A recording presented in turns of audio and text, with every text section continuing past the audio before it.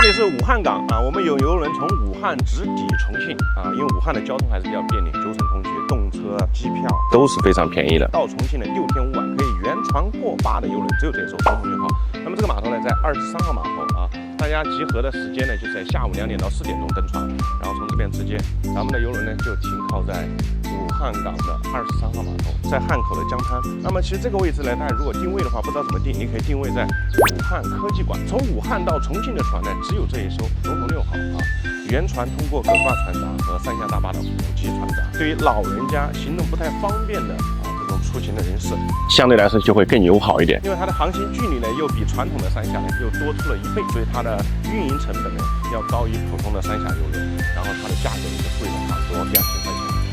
一般的传统3峡游可能2000多就够了啊，这个船价4000多，但是好在2000吃住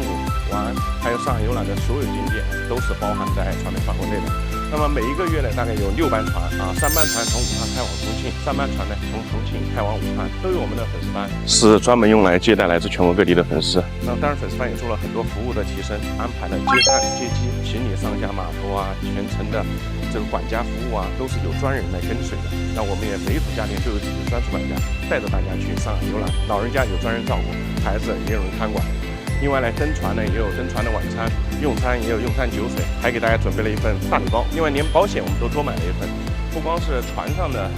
游轮责任险，上海游览的时候呢，我们也买了一份旅游意外险。关注，点个赞吧。